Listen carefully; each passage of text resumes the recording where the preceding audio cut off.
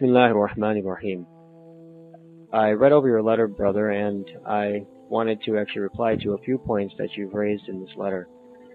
The first is the discussion of small actions and the need of consistency. You've actually raised the point of becoming motivated after a lecture and not being able to continue with actions. First, let me say that any action that you do for the sake of Allah subhanahu wa ta'ala, whether it be small or big, and whether it be consistent or inconsistent, is actually rewarded in a way which we will not be able to fathom and will only become apparent on the Day of Judgment. So this is the first and foremost thing that you should keep in mind. Any act is still a good act. Now obviously, according to the hadith and according to our tradition, the Prophet ﷺ stated that أَحَبُّ الْأَعْمَالِ إِلَى اللَّهِ أَدْوَمُهَا. The most beloved of actions to Allah subhanahu wa ta'ala are the ones that are consistent, وَإِن قَلَّ, even if they be few. So this is really the goal, consistency.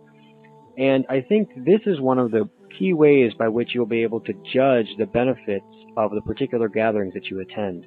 Now, if you attend, for example, a gathering and a speech is given on the benefits of reading the Quran, and you become excited and you go home and you read the Quran for a few days with fervor, but then you leave the act shortly thereafter, that gathering has provided a certain benefit, but you still have not maxed out according to our tradition.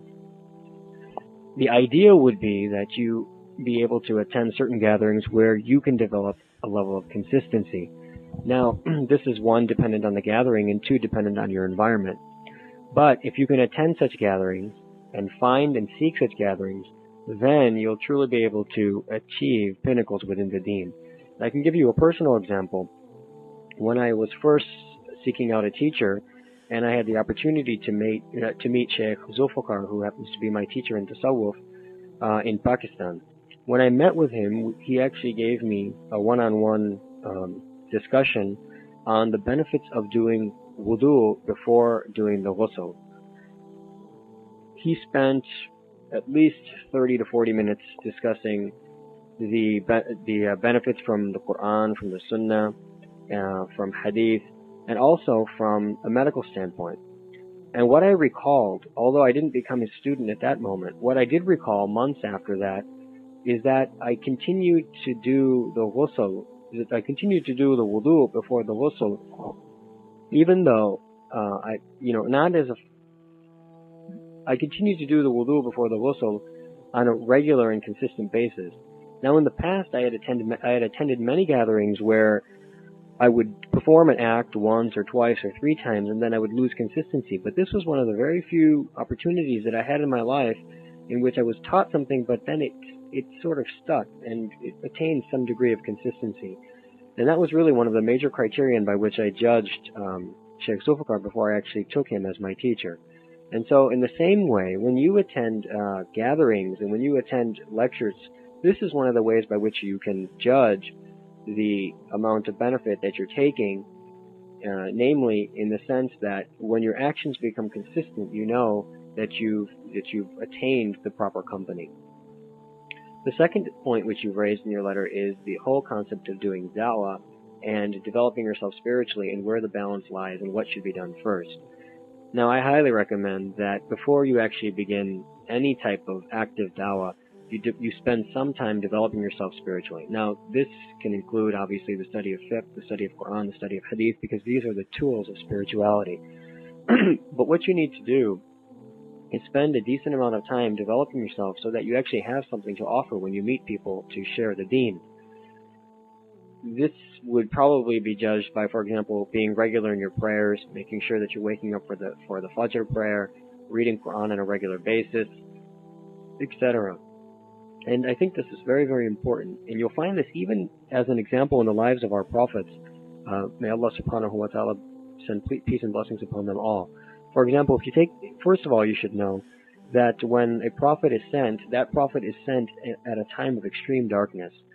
And it's a time when the world needs to be rectified and there is actually no hope left except that Allah subhanahu wa ta'ala send a messenger.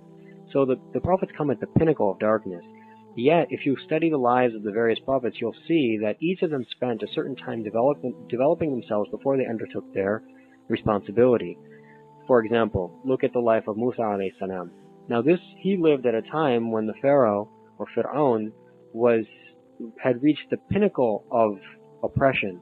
And in fact, he used to call himself a Lord. Ana Rabbukumul A'la is what the Quran states. Yet you see that Musa alayhi salam spent a great deal of time herding animals and watching over animals and watering animals for his father-in-law in return for the marriage of his daughter. And this story is actually detailed in the Quran. But the point is that each of the prophets has spent an extensive period of time developing themselves before they went out and spread their message. And this is because if you truly want to share, you have to have something to offer. And the only way you're going to have something to offer is by developing it within yourself. So I recommend that you be honest with yourself, you take a certain period of time to develop yourself spiritually, and then subsequently your actions themselves will become a da'wah. Your presence itself will become a da'wah, and that really is the truest form. The final point which you've raised is the idea of talking to various people and criticizing them and criticizing their beliefs. Again, you need to be very careful in how you look at people. Obviously, the Sharia is the guide for everyone, and we all have to live our lives according to the Sharia. But within the Sharia, there are many interpretations for various actions, and although you may not subscribe to certain interpretations, when an action falls within the realm of the Sharia, you have to be very careful to not judge your Muslim brother, because the Muslim, according to the Prophet ﷺ, is the one who is protected from the tongue of his brother. And so we should be very, very careful when we judge people. As long as they act within the Sharia, we should be very careful to criticize. Now, at the same time, when you seek your company, you want to seek the person who is enacting and living their lives according to the Sharia and the Sunnah in the greatest manner. So whereas somebody may do something makruh and you may not criticize, you don't want to seek the company of such people, especially if you choose them to be the people whom you'll develop with spiritually, because those people will have much less to offer as far as a nisbah or a connection to Allah subhanahu wa ta'ala.